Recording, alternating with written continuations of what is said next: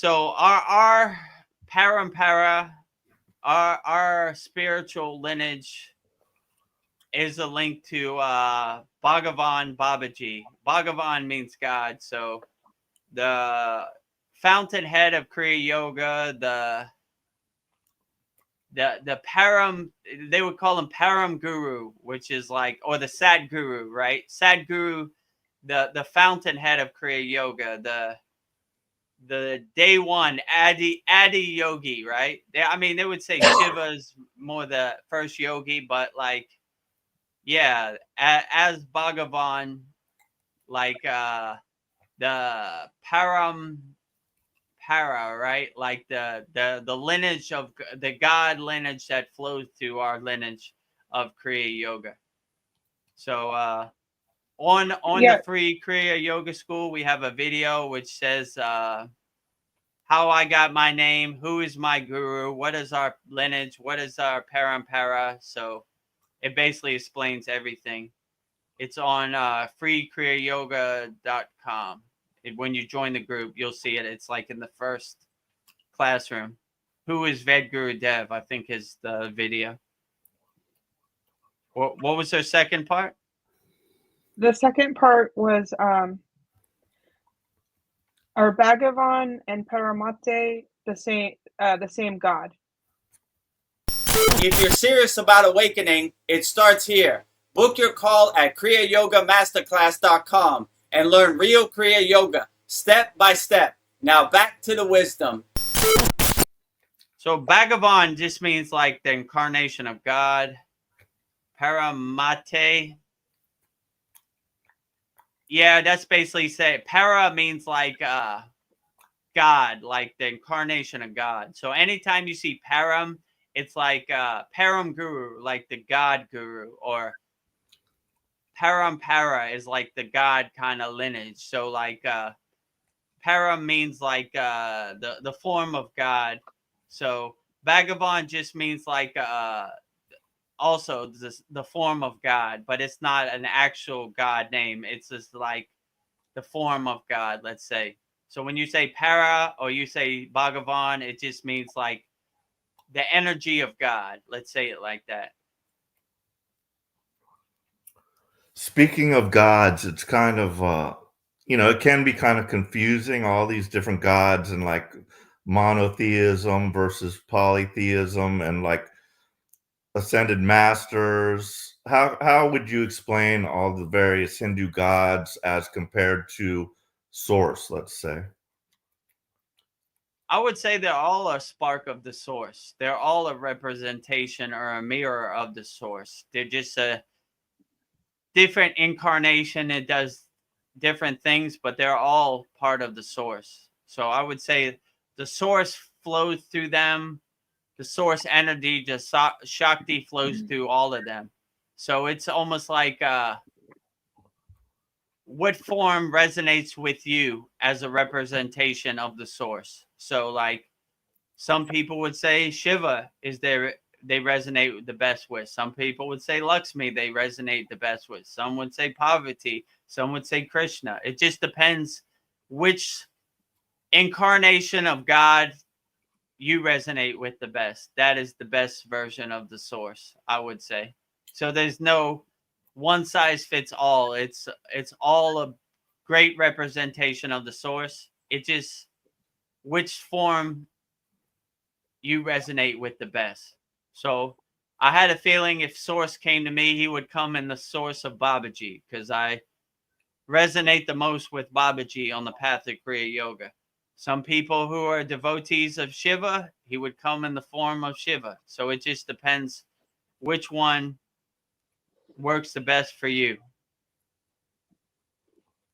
Yeah, there's a nice picture in the Bhagavad Gita, showing like God and like the many faces all around it.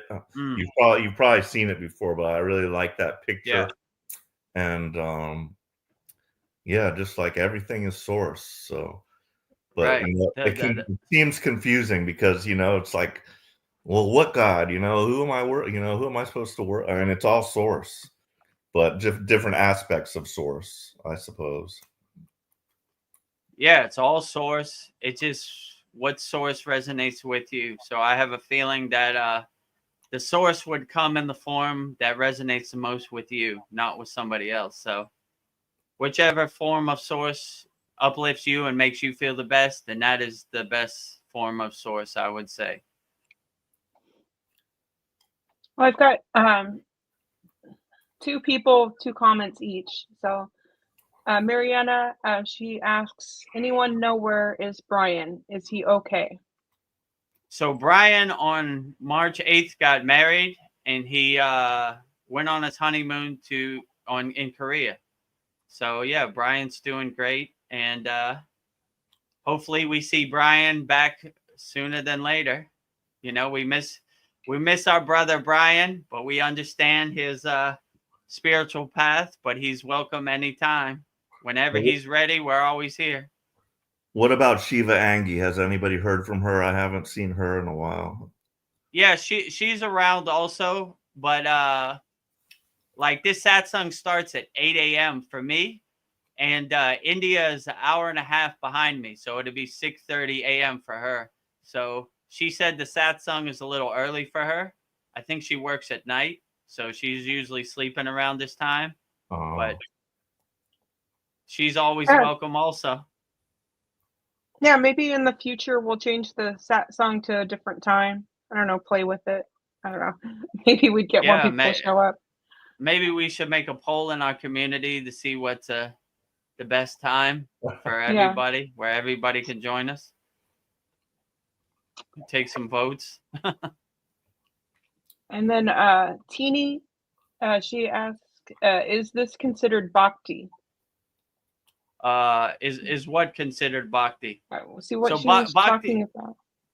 Yeah, bhakti's considered devotion. So when you say like mantra japa, or you sing songs to God, whatever incarnation of God you sing, that's all considered bhakti, which is devotion. Like opening your heart to God is all considered bhakti. So like singing songs, what they call bhajans, mantra japa, bhakti, like any puja is considered bhakti. So any like devotional things to God is considered bhakti, which is like devotion to God. Or even in our class, like giving your food to God first is considered bhakti also, right? It's like a offering. It's like a sign of devotion. So singing songs to God, mantra japa, it's all considered bhakti. Like anytime you try to say God's name with reverence, it's all considered bhakti. So whatever deity you pray to, saying it with reverence and wholeheartedly with surrender is all considered bhakti, I would say. And then Kriya Yoga is different than Jnana Yoga? It's called Jnana Yoga.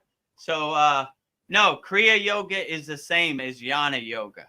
So Jnana means wisdom. So like wisdom yoga is already embedded in Kriya Yoga. So it's all the same. So Jnana Yoga is more like based on like the scriptures and the sutras.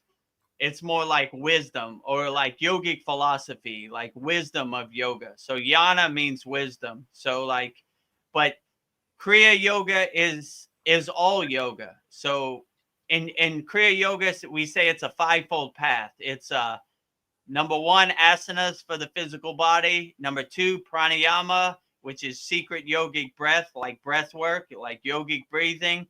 Number 3 is meditation, dhyana, which is mastering the mind. Number 4 is mantra japa, which is saying mantras to whatever deity you resonate with. And number 5 is bhakti, which we just said, which is devotion to God. So Jnana Yoga is the same as Kriya Yoga. Like all yogas are basically the same yoga. But I don't know if goat yoga fits into Kriya Yoga. Just kidding. And then she says her favorite type of Kriya is Nidra. I'm saying that Nidra. Right? Yoga Nidra. Yeah, so we have a class in our classroom, Yoga Nidra, how to do Yoga Nidra. So Yoga Nidra, I like also. It's basically a advanced Shavasana, which is the corpse pose, laying on your back. They call it like sleepless sleep. So you're aware of what of being aware is. So Yoga Nidra is excellent way to recharge your body and refresh yourself. So I like to do the practice of Yoga Nidra before I transition into my sleeping state. But yeah, it's basically Shavasana, the corpse pose, is laying on your back, legs apart, arms apart, just relaxing deeply. So I would say Yoga Nidra is an excellent technique. What resonates the most with you in today's video? Drop a comment below, share your thoughts. If you're ready to dive deeper, book a call with me at kriyayogamasterclass.com.